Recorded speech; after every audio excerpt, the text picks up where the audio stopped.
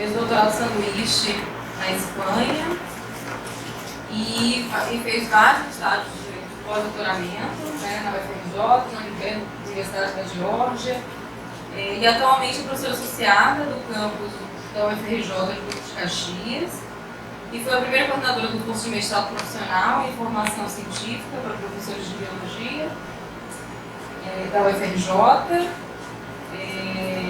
Já foi jovem cientista do nosso estado, é bolsista de produtividade do CNPq, tem 45 artigos publicados, já formou vários mestres, doutores e pós-doutores, e tem experiência na área de biofísica, com ênfase em biologia celular, parasitologia e quimioterapia, atuando principalmente nos seguintes temas: leishmania, quimioterapia e dos doutores. Juliana, obrigada por esse convite. Você tem dizer que pode comigo? Obrigada. Bom dia. Eu, primeiramente, gostaria de agradecer o convite da Suzana e da Ana Bahia. É uma enorme satisfação estar aqui hoje, né? No Instituto de Biofísica, que foi a minha casa, né? E eu prometo que eu não vou atrasar, apesar de elas terem me dado uma missão bem difícil. Porque pediram para falar de tudo, e falar de tudo vocês já viram que não é fácil, tá? Então eu vou tentar abordar um pouquinho de cada aspecto. O meu e-mail está aqui, né? juliano.rodrigues@xerec.fr.br. Se qualquer dúvida, qualquer material que vocês queiram, eu estou disponível para enviar para vocês. Tá? Então a gente vai falar desde da distribuição, né, da leishmaniose no mundo afora e por que ela é uma doença negligenciada, e a questão do tratamento, né, que é uma das frentes que a gente trabalha atualmente. Tá? Então o gênero Leishmania é o protozoário causador das leishmanioses, né, é um protista flagelado que apresenta um ciclo de vida heteroxeno. Né? O que é esse ciclo de vida heteroxeno? Ele está compreendido entre dois hospedeiros: o hospedeiro vertebrado, o hospedeiro invertebrado, né, onde o parasito se desenvolve no núcleo do intestino, do trato digestivo do inseto vetor, e o hospedeiro vertebrado, né, onde o parasito é um parasito intracelular obrigatório, né, e a doença se desenvolve especialmente e ainda preferencialmente nos macrófagos. Né. Assim, esse estágio de vida, esse ciclo de vida, a leishmania é um parasito que tem dois estágios do desenvolvimento, né? Uma forma, né, que é o Pramastigora, que vive no inseto e que é infectado durante o repasto sanguíneo no hospedeiro vertebrado, e no hospedeiro vertebrado a gente tem a forma mastigota intracelular. Tá? Então a leishmania, né, é um protista que pertence à ordem Trypanosomatidae, a família Trypanosomatidae e a subfamília Leishmaniae, quer dizer, ela está ali dentro dos Trypanosomatídeos e também dentro dos Quinetoplastídeos, né? Então, ela é parente, ainda que distante, podemos dizer assim, do Trypanosoma, né? Então, ela é um gênero dessa importante família que tem tanto protozoários causadores de doença, né, como o Trypanosoma, quanto os protozoários, né, não patogênicos e monoxenos. Tá? Esse é um tema que está bem em voga atualmente. Né? A leishmania, gênero leishmania, ela está subdividida em 3 subgêneros, né? Que é o subgênero leishmania, que compreende tanto espécies que estão aqui na América ou no Novo Mundo, quanto espécies que estão no Velho Mundo, né? Na Europa e na Ásia. O subgênero viani, que é um subgênero exclusivo, por hora, aqui da América, né?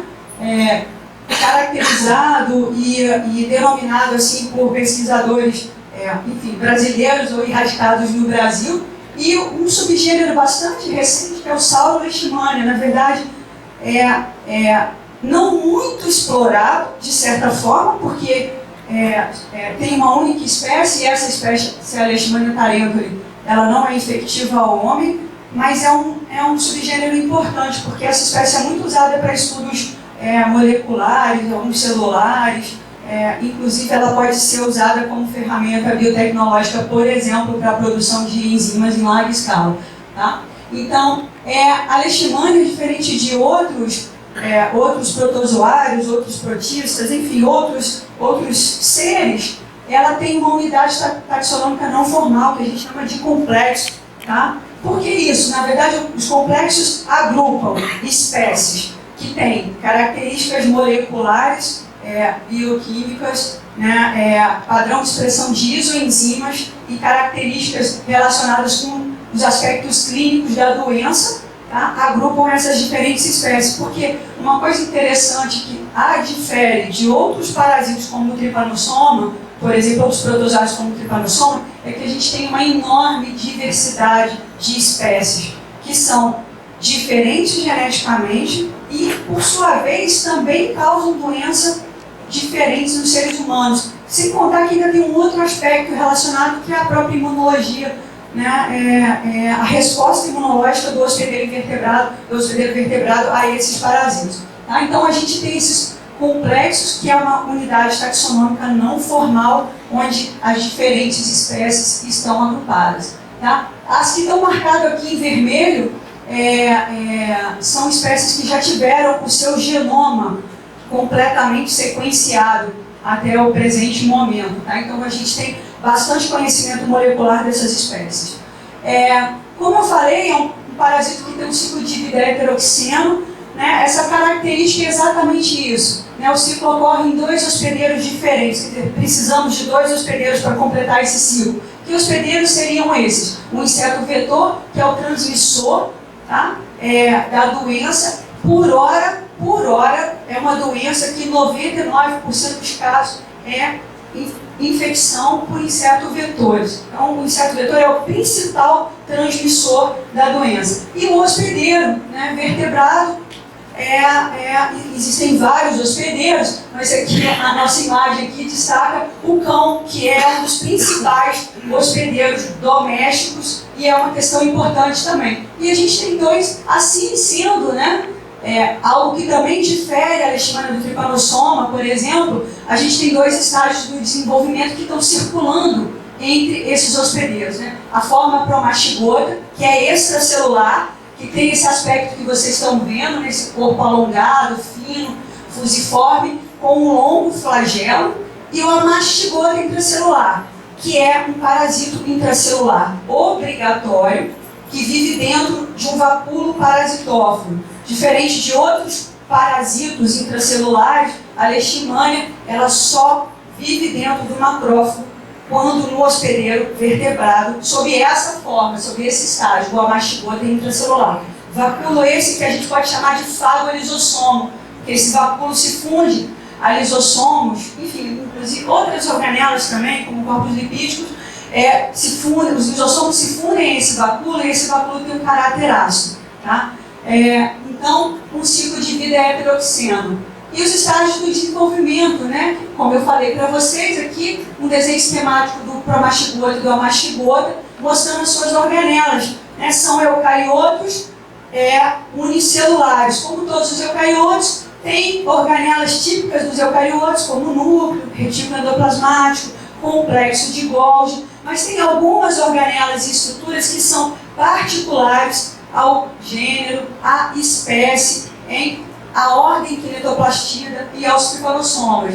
Né? Então, a leishmania, assim como outros tripanossomas, tem uma mitocôndria única e ramificada por todo o corpo celular. Essa mitocôndria tem uma estrutura especial chamada cinetoplasto, que é o DNA mitocondrial, que é completamente diferente de outros eucariotos e das células de mamífero. Ele tem uma organização estrutural completamente especial, que difere também os tripanossomatídeos, né? A leishmania é diferente do tripanossoma, tá? Que é um bastãozinho. Esse cinetoplasto está na região anterior do parasito. Nessa região anterior, né, existe uma estrutura chamada bolsa flagelar, de onde emerge o flagelo, tanto da forma promastigota quanto da forma mastigota. Na promastigota a gente tem esse flagelo longo, né, formado por um axonema, e associado a esse axonema, que é um arranjo especial de microtúbulos, a gente tem uma estrutura proteica chamada estrutura paraflagelar. Tá? Eu diria que é uma das mais bonitas e especiais arranjos proteicos entre as células eucarióticas. Essa estrutura paraflagelar existe na forma promastigota, mas ela está ausente na forma mastigota, que tem um flagelo também especial, que é diferente do flagelo do promastigota, E diferente dos flagelos das células eucarióticas superiores, como as células de mamíferos, esse flagelo ele é curto, tá? Bem curtinho, afinal de contas é um parasito que vive dentro de um vacúolo parasitófilo, né? E não precisa desse flagelo longo, que auxilia na interação do parasito com a célula hospedeira, inclusive no inseto vetor. Esse flagelo do Almachigota curto, ele tem uma estrutura de microtúbulos especial, diferente do flagelo da forma Promachigota.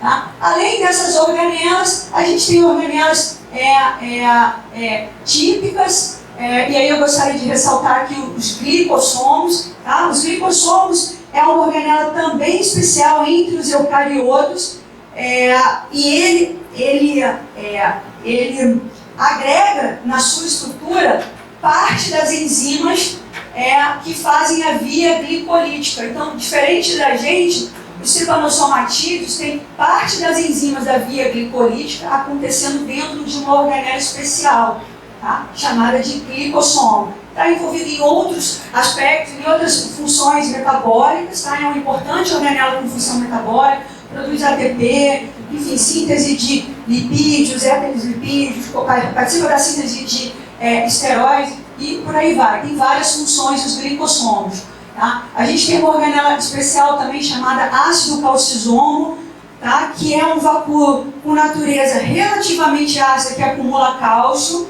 primeiramente descrito em protistas, nesses parasitos, mas hoje a gente sabe que existem diferentes espécies ao longo dos reinos, tá? Em fungos e inclusive em algumas células eucariotas superiores. Tá? O ácido calcisomo, bem pequenininho como a gente está vendo aqui. E eu queria chamar a atenção para uma outra organela que aparece no Almachigota, que é o megasomo, que na verdade é o lisossomo-like da leishmania, que tem uma característica especial que a difere inclusive do trypanosoma, tá? Onde está concentrada as enzimas, enfim, é o lisossomo-like, as enzimas que vão promover a degradação de material endocitado. Diferente do Almachigota, o Promachigota possui uma via endocítica completamente atípica quando comparado com outros eucariotos. Né? Ela tem uma estrutura em forma de túbulo multivesicular e também é bastante diferente de outras células. Tá? Então, olhando um pouquinho para esses estágios de desenvolvimento, então aqui algumas imagens de formas promachigotas no intestino do inseto vetor. Tá? Aqui uma microscopia eletrônica de transmissão do parasito interagindo com as microvelocidades do intestino. Né? Essa interação é mediada pelo flagelo, dessa forma promachigota. Aqui já é uma microscopia ótica desse intestino, a gente consegue ver porções aqui do intestino e as formas promachigotas, né? Uma quantidade enorme, e a imagem que a gente já viu anteriormente, a microscopia eletrônica de varredura. E o amachigota intracelular. Tá? Isso aqui é uma imagem de microscopia eletrônica de varredura, de tecido de camundongo infectado com Leishmania amazonensis, que é uma importante espécie brasileira. Tá? Essa espécie ela faz uma infecção num vacúolo único e grande, né? Um vacúolo gigante que ocupa todo o citoplasma da célula eucariótica. Né? E dentro desse vacúolo a gente vê várias formas amachigotas. Então a forma amachigota tem esse aspecto de bola de futebol americano, né? Um corpo ovoide. Né? A forma varia, algumas são mais ovoides, algumas são arredondadas, né? E a gente vê que ela tem uma certa adesão e uma conexão à membrana do vacúolo parasitóforo. E aqui por microscopia eletrônica de transmissão. Então isso aqui é um macrófago, cultura primária de macrófago infectado com amachigotas intracelulares de Leishmania amazonensis por 72 horas. Então a gente vê aquele grande vacúolo com vários amachigotas. O vacúolo pode ocupar quase toda o citoplasma dessa célula eucariótica, espremendo as organelas. Tá? E a gente reconhece o parasito pela presença do núcleo e do cinetoplástico, né? Que é esse bastão condensado, né? Que é uma estrutura especial de DNA, do DNA mitocondrial desses parasitos, que também o difere das células eucarióticas superiores. Né? A gente vê aqui, né, a bolsa flagelar e aquele flagelo, né, que é especial, que tem um arranjo especial, não consigo falar aqui sobre ele, poderíamos passar algumas horas conversando sobre ele. Tá? E olhando, né, para os estágios também por microscopia eletrônica de transmissão, para a gente ver um pouquinho dessas estruturas e organelas que compõem o parasito. Então isso aqui é a fotografia, uma fotomicrografia de uma forma promástigota, com seu flagelo alongado. A gente vê aqui uma porção da estrutura paraflagelar e aqui um aumento, né, dessa região do flagelo, onde a gente vê o axonema, a organização do axonema da forma promástigota, né, que é um arranjo especial de microtubos, e aquela estrutura paraflagelar que eu falei para vocês. Então a gente vê aqui o cinetoplasto, a mitocôndria, né, que é única e ramificada, né, por todo o corpo do parasita, o retículo endoplasmático. A gente vê alguns glicossomos, isso aqui é um glicossomo, aqui é um glicossomo também. Tá? E aqui uma imagem de microscopia eletrônica de transmissão de uma mastigota, né, uma mastigota intracelular. Essa é uma forma mastigota intracelular isolada de camundongo. Então a gente vê aquele flagelo curto, tá? Externalizado, ele chega a apontar para fora da bolsa flagelar, tá? Mas o arranjo é completamente diferente do que a gente viu anteriormente. A gente vê o núcleo, aqui o cinetoplasto, não dá para ver muito bem, mas a gente vê que tem aqui um pedacinho do cinetoplasto, mitocôndrias, inclusões lipídicas, tá? Que são estruturas importantes do metabolismo do parasito. Uma coisa que eu não falei, aqui dá para ver, esses parasitos têm uma estrutura especial do citoesqueleto de tubulina, chamada de microtúbulos subpericulares. É também um outro arranjo particular desses parasitos. Esses microtúbulos subpericulares estão associados à membrana plasmática do parasito e revestem a membrana, e revestem o corpo celular, tá? E esses microtúbulos são ausentes na região da bolsa flagelar. Apesar de hoje a gente saber que essa bolsa flagelar é sustentada por um quarteto de microtúbulos, que são os estudos relativamente recentes, tanto em Trypanosoma quanto em Leishmania. Tá? Então, está aqui a imagem da mastigota intracelular. Então, como eu falei para vocês, a Leishmania tem diferentes hospedeiros. Tá? Então, os hospedeiros vertebrados pode ser uma variedade de mamíferos, roedores, edentados, tatu, tamanduá, preguiça, marsupiais, canídeos, primatas, incluindo o homem. Mais recentemente, de alguns anos para cá, vem sendo descrita a leishmaniose felina, que é algo que é relativamente inusitado, mas tem sido um pouquinho mais frequente a cada ano. Tá? E os hospedeiros invertebrados, né, que são os insetos vetores. Os insetos vetores pertencem à ordem Diptera, à subordem Nematocera, à família Psicodida e à subfamília Flebotomini. Tá? Então a gente tem uma subfamília, por isso que muitas vezes vocês vão dizer, o inseto vetor da leishmaniose são os flebotomíneos. São os flebotomíneos. E a gente tem, eles estão dentro dessa subfamília, né? E que são popularmente conhecidos por mosquito palha, tatuquira e birigui.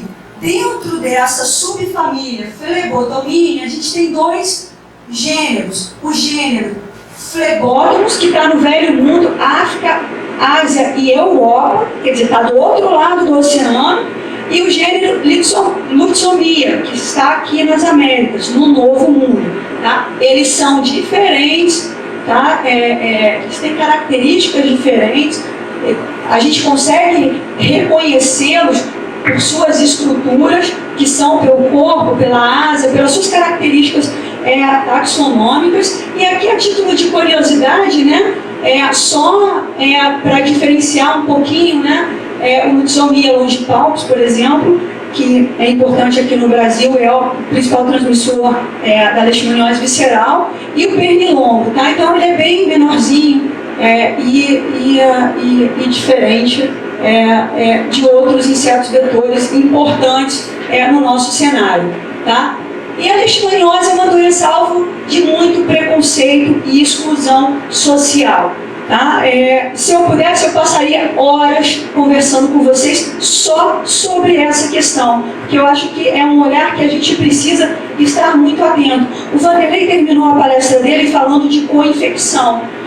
Muitas dessas doenças nos últimos anos emergiram e reemergiram, especialmente pela co-infecção. A leishmaniose é uma dessas doenças.